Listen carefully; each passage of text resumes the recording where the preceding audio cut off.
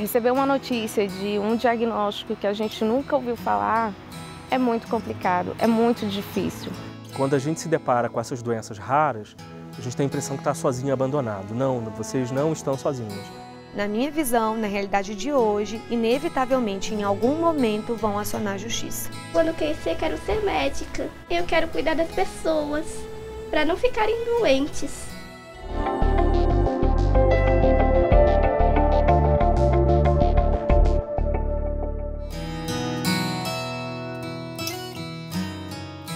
Tive uma gestação tranquila. No hospital, quando ganhei ela não apareceu para mim para amamentar. Foi quando a médica falou, olha, ela está com desconforto respiratório, é comum em algumas crianças, ela vai ficar na UTI. Aí, quando ela fez 1 mês e 15 dias, ela foi liberada para chegar em casa. Só que na hora que ela chegou em casa, ela chorava muito, muito, muito. Aí, dando banho nela, eu vi que o braço dela estava abaulado. Aí corremos de novo para o hospital, vimos que ela estava com um osso bem abalado, que era uma inflamação, já era um processo... O osso mesmo já inchado. Bem inchado. A inflamação tomou conta das vértebras, né? E começou a destruir de dentro para fora. Então, e aí foi o dia mais difícil da nossa vida, que o médico chegou e falou que ela estava paraplégica. E aí a gente falou, não, mas ela mexe as pernas, né? Ele falou, não, é reflexo. Aí foram outro estudo para ver o que era. Até os 3 anos de idade, ele foi uma criança normal, que corria, que brincava, que fazia traquinagem, como toda criança. Com 2 anos e 11 meses, eu descobri que ele tinha uma doença degenerativa.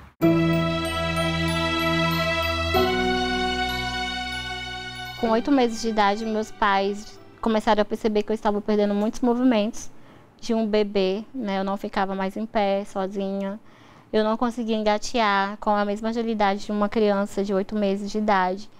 E aí eles me levaram, buscaram, né, respostas sobre o que estava acontecendo. E aí eu fui parar no Hospital Sara Kubitschek, que é um hospital muito bem reconhecido, né, no Brasil. E lá eu fui diagnosticada com a patologia de atrofia muscular espinhal do tipo 2. Que é uma doença degenerativa neuromuscular que atinge toda a estrutura muscular do meu corpo, fazendo com que eu vá perdendo os movimentos com o passar do tempo. Como o médico, ele não tem, durante a sua formação, muito contato com doenças raras, ele vai encaminhar esse paciente de um para outro especialista e essa história vai se repetir até que ele dê a sorte de encontrar alguém que já ouviu falar, algum médico que já ouviu falar naquele sintoma e que possa estar relacionado a um grupo de doenças raras. A gente foi para São Paulo, ficamos lá... Uma semana, aproximadamente. Uma semana. E aí foi todas as especialidades, todos os médicos, todos os especialistas na frente. Aí um falou, cardiologista, não é comigo. O outro, não é comigo. Foi tirando a especialidade. Aí a reumatologista, olha, tem uma criança com esses sintomas da Ana Clara.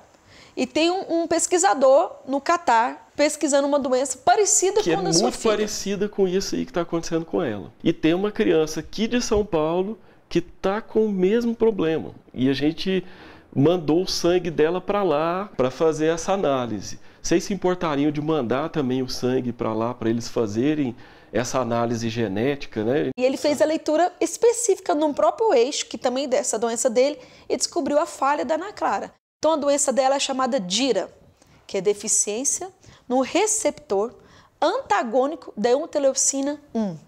De acordo com a Organização Mundial da Saúde, doenças raras são aquelas que afetam até 65 pessoas a cada 100 mil indivíduos.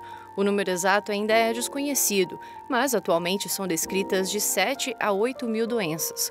80% delas ocorrem de fatores genéticos e 20% estão distribuídos em causas ambientais, infecciosas e imunológicas. A gente está falando de algo em torno de 5 mil a 7 mil doenças diferentes. Boa parte delas tem fundo genético, 70% delas acometem crianças, então são doenças com um fator pediátrico muito forte.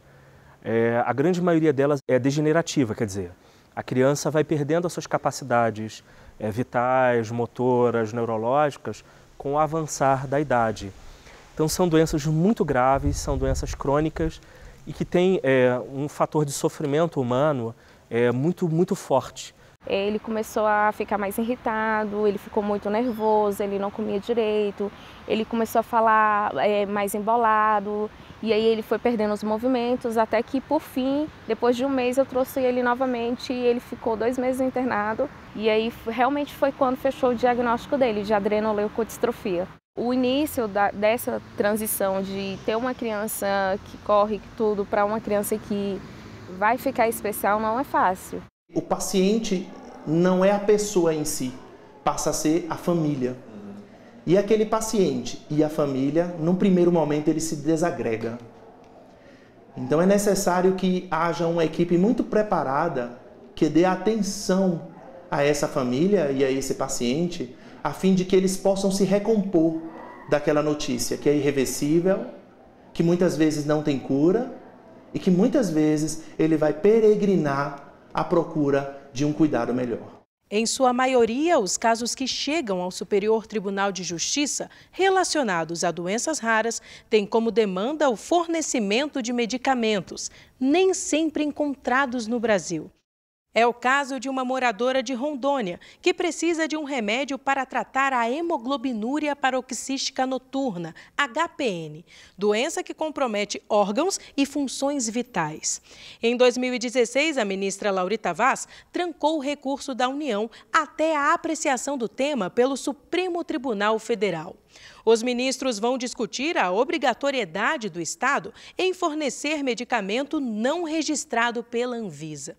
Até o julgamento do STF, a paciente continua recebendo o remédio requisitado. A saúde tem que ser assegurada constitucionalmente e respeitada. Por isso que muitas vezes se busca o judiciário. Se busca o judiciário para que seus direitos sejam consagrados, seus direitos sejam respeitados. Então, quando se julga e manda, muitas vezes o município, evidentemente, reclama daqueles direitos que são concedidos, alegando insuficiência orçamentária. Mas, além do orçamento, o maior bem que deve se proteger é a vida de cada paciente. E a vida deve ser respeitada no sentido mais amplo, independentemente do valor. A medicação nada mais é do que essa proteína que ela não produz no corpo, sintetizada em laboratório. Eu não vou em São Paulo, busco o medicamento ou vou na farmácia e compro. Eu sempre tenho que, eu dependo de um laboratório que tem a bondade de patrocinar uma pesquisa. Porque assim, a gente ganha muita coisa do governo americano, mas é o laboratório que é o principal que patrocina praticamente tudo. É uma pesquisa, né? A pesquisa. A gente não sabe até quando isso vai. Não sabe. Então isso assusta o futuro.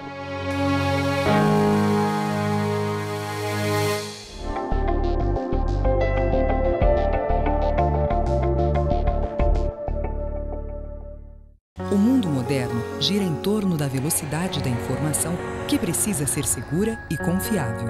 Para atender estas exigências, o Superior Tribunal de Justiça elabora e disponibiliza 2 publicações diferentes com o objetivo de divulgar a jurisprudência do Tribunal: o Informativo de Jurisprudência e o Jurisprudência em Teses. Para acessar o informativo, basta entrar no site oficial www.stj.jus.br, clicar em Jurisprudência e, em seguida, em Informativo de Jurisprudência. Aqui, você acessa as informações mais recentes sobre súmulas, recursos repetitivos e outros julgados selecionados. E pode consultar por edição, por data, com arquivos organizados em ordem cronológica e reunidos de acordo com o ano de publicação, ou separados de forma temática, por ramos do direito. Também é possível fazer pesquisa livre por assunto. Outra publicação quinzenal do STJ é o Jurisprudência em Teses, um caderno temático elaborado a partir da análise de toda a base de acórdãos e decisões monocráticas do Tribunal, onde você encontra os entendimentos existentes no STJ sobre temas específicos selecionados de acordo com a relevância jurídica. Você pode consultar as teses por edição e separado por ramos do direito, ou fazer uma pesquisa livre por assunto. Fácil, rápido e eficiente. É a busca pela excelência no atendimento a você, cidadão brasileiro. Superior Tribunal de Justiça, o Tribunal da Cidadania.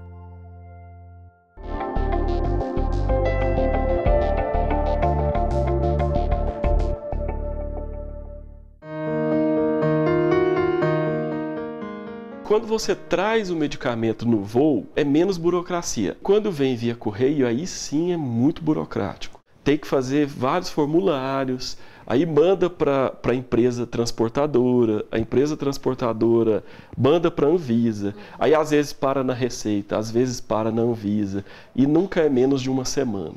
É bem assim, estressante porque esse medicamento ele é refrigerado. A médica falou, se ficar mais de 10 horas, ele perde a eficácia dele, né? E se perder a eficácia ou voltar a medicação, a gente vai ter um problema muito grande, porque ele é muito caro. Muitas vezes a pessoa vai esbarrar na questão do medicamento. Então o médico vai prescrever o medicamento, o médico do Sistema Único de Saúde, e provavelmente já vai dizer para o paciente, olha, infelizmente nós não temos no SUS esse medicamento. Ou até mesmo esse medicamento não é sequer autorizado a comercialização no Brasil. Então a pessoa portando o receituário médico e um laudo que especifique qual é a doença, qual a razão de aquele medicamento ser eficaz para a doença, qual a consequência que a pessoa vai ter se ela não tomar o remédio, como por exemplo o risco de morte, ou risco de agravamento da doença, ou queda brutal da qualidade de vida. E aí, com essas informações todas, a pessoa pode buscar, se for carente, a Defensoria Pública, se não for carente, pode buscar um advogado, e aí o caminho é realmente o Poder Judiciário. Há pouco mais de um ano, quando eu fazia parte da segunda turma da primeira sessão do Superior Tribunal de Justiça, chegou em minhas mãos como relator uma ação civil pública em que o paciente reclamava a ausência por parte do município com relação a alguns determinados medicamentos.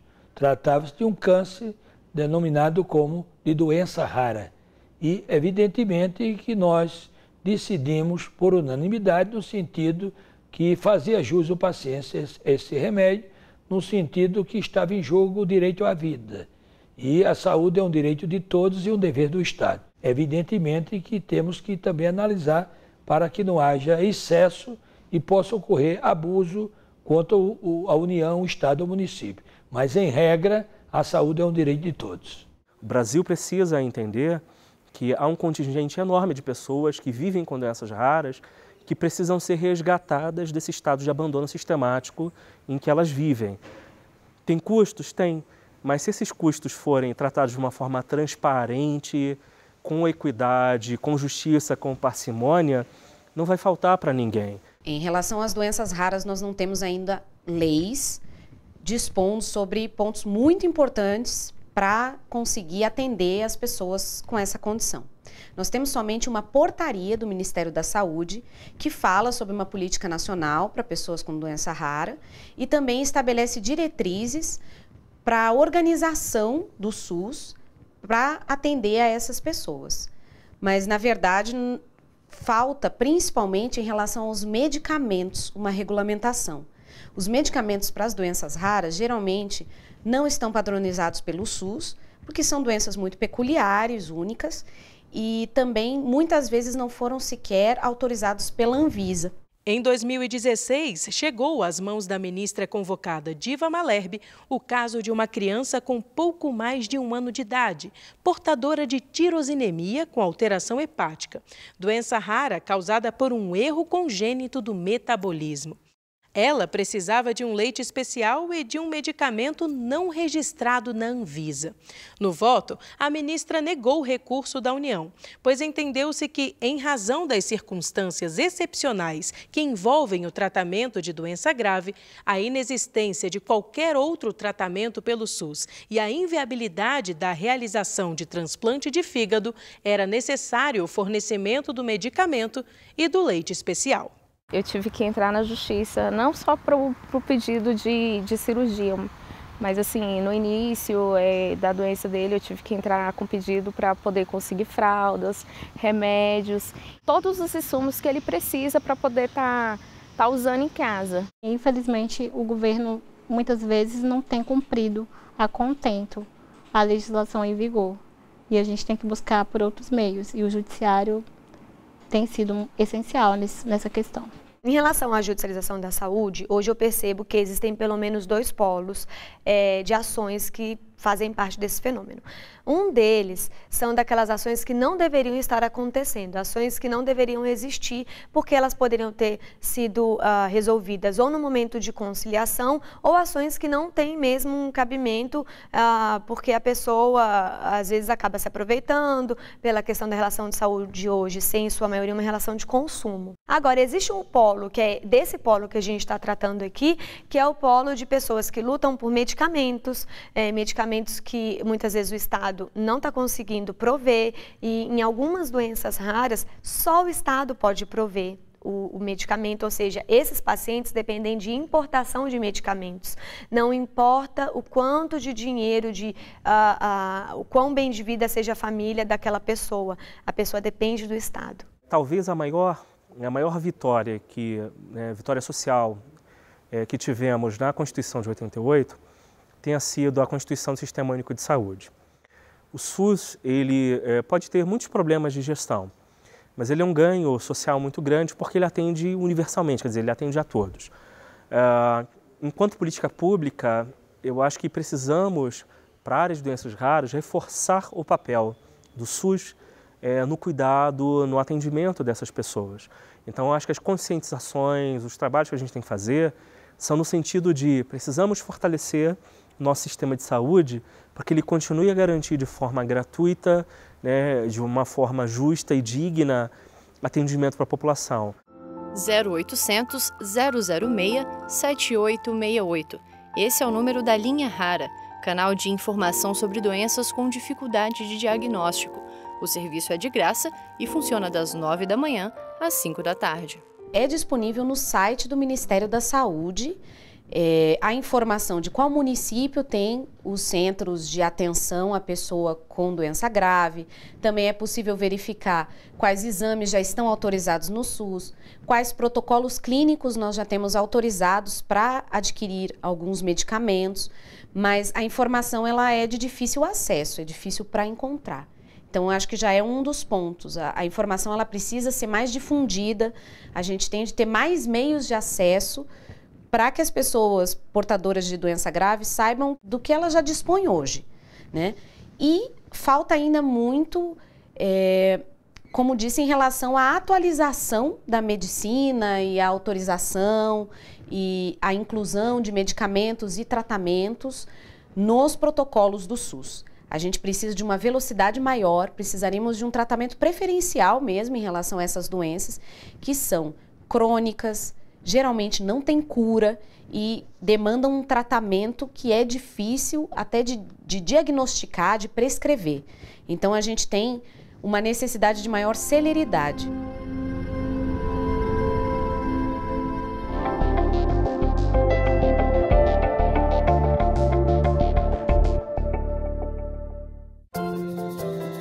Informação precisa, segura, confiável e direto da fonte.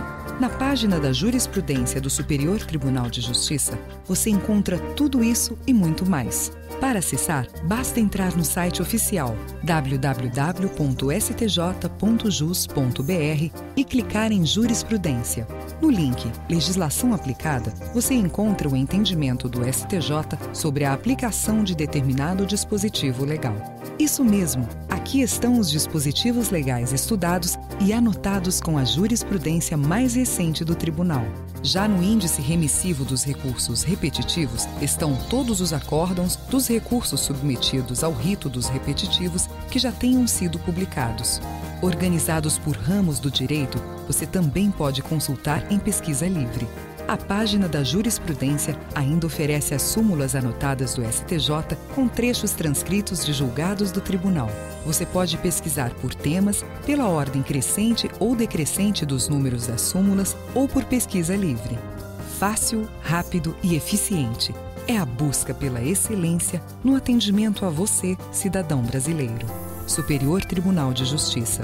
O Tribunal da Cidadania.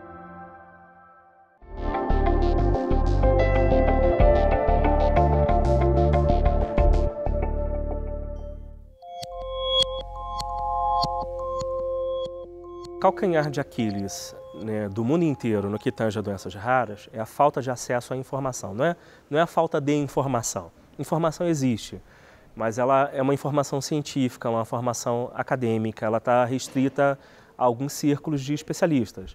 Muitos casos são noticiados, mas essa parte de direitos não é noticiada, não é dada a devida atenção, e esse paciente que já tem um diagnóstico difícil, complicado, ele fica aí sujeito às dificuldades, às limitações do dia a dia, porque ele não tem informação dos seus direitos. Nós, como pessoas com deficiência, nós temos urgência, né, para usufruir desses direitos.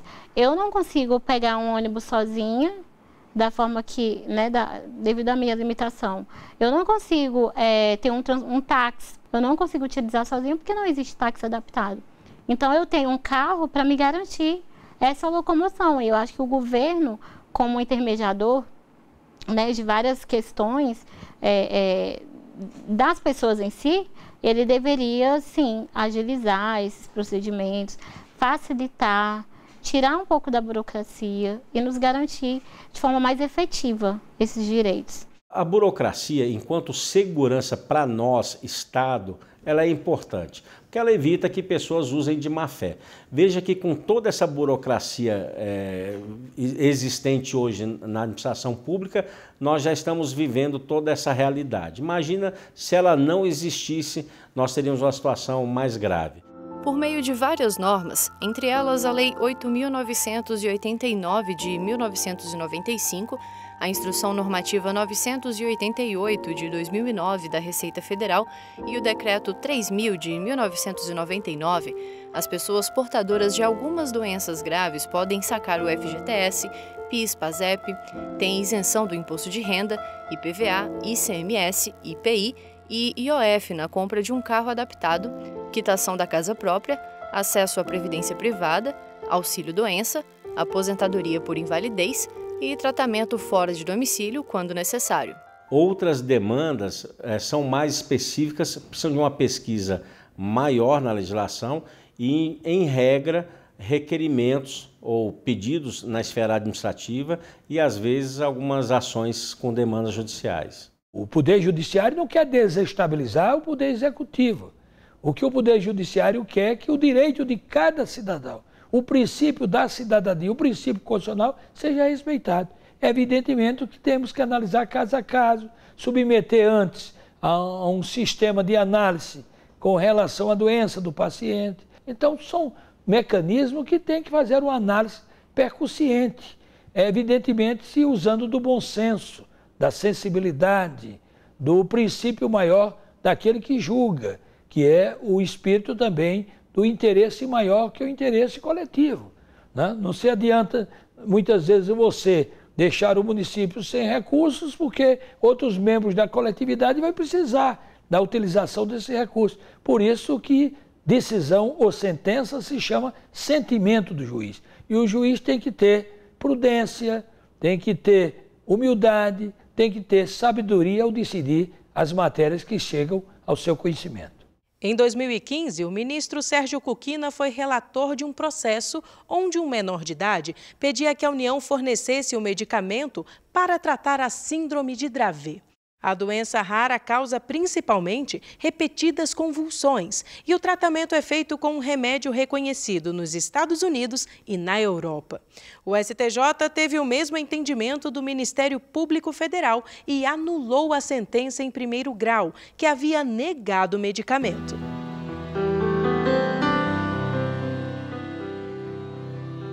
Nós temos muitas leis, mas a gente tem pouca fiscalização. Pouquíssima fiscalização. Existe a lei da acessibilidade? Sim. Que garante calçamentos com rebaixamento? Sim. Existe a lei da acessibilidade que me garante um piso tátil, no caso para um cego? Sim. Existem leis que me garantem até um cardápio em braille para um cego? Sim. Só que, infelizmente, pouquíssimos estabelecimentos cumprem essas leis. Mas eu acredito que seja um trabalho de formiguinha, sabe? Começa um pouquinho, vai mais um pouquinho, vai mais um pouquinho. A gente cresceu muito, a gente evoluiu muito. Eu tive uma vida antes e depois do Vitor.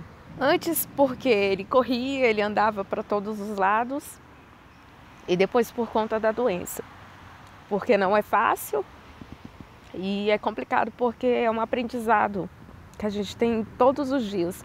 E todos os dias eu aprendo algo novo com o Vitor. Todos os dias ele me dá força para poder continuar. Todos os dias eu levanto para poder fazer as coisas por ele e para ele. Cada dia vivido que o Vitor está aqui comigo, do meu lado, é um dia para agradecer.